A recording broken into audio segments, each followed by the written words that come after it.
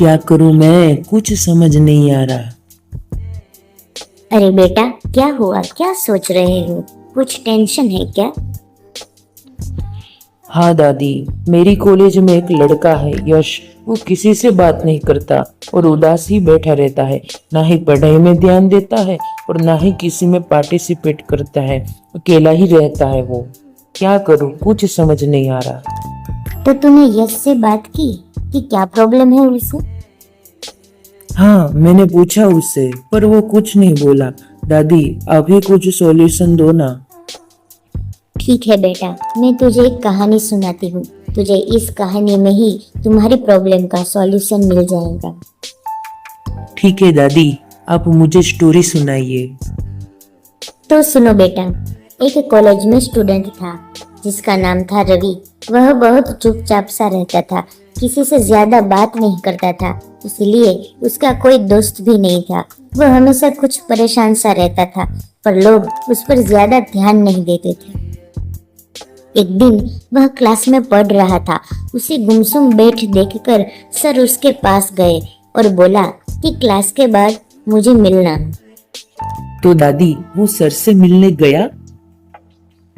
हाँ बेटा, क्लास खत्म होते ही रवि सर के रूम में पहुंचा।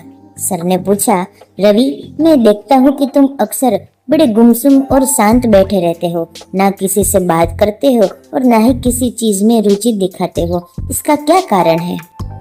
तो दादी, रवि क्या बोला? रवि बोला, सर, मेरा पास्ट बहुत ही खराब रहा है। मेरी लाइफ में कुछ बड़ी ही दुर्घटनाएं हुई है। मैं उन्हीं के बारे में सोचकर परेशान रहता हूँ।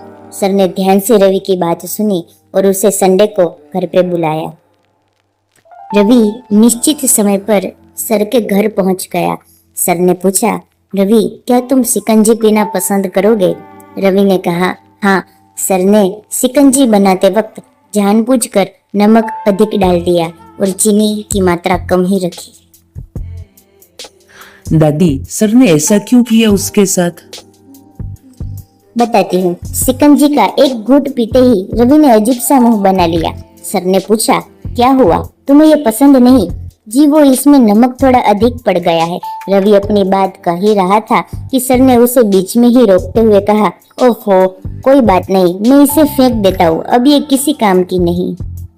ऐसा कहकर सर गिलास उठा ही रहे थे कि रवि ने उन्हें रोकते हुए कहा, सर, नमक थोड़ा सा अधिक हो गया है तो क्या हम इसमें थोड़ी और चीनी मिला देते हैं तो ये बिल्कुल ठीक हो जाएगा।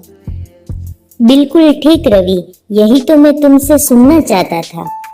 दादी, नमक वाली शिकंजी पिलाकर सर रवि को क्या कहना चाहते थे?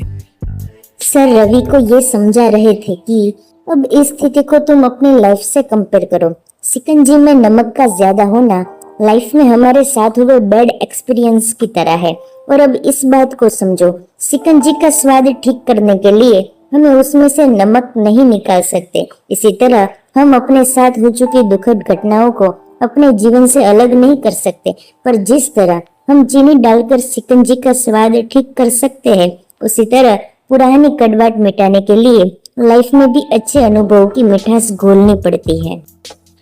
सर ने कहा, यदि तुम अपने पास्ट का ही रोना रोते रहोगे तो ना तो तुम्हारा प्रेजेंट सही होगा और ना ही फ्यूचर ब्राइट हो पाएगा।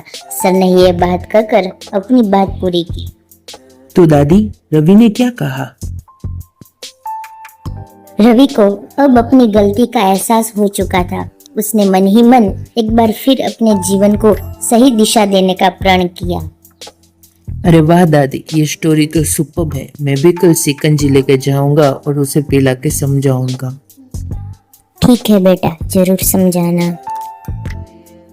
ठीक है दादी, मैं चलता हूँ। बाय। ओके बेटा, बाय।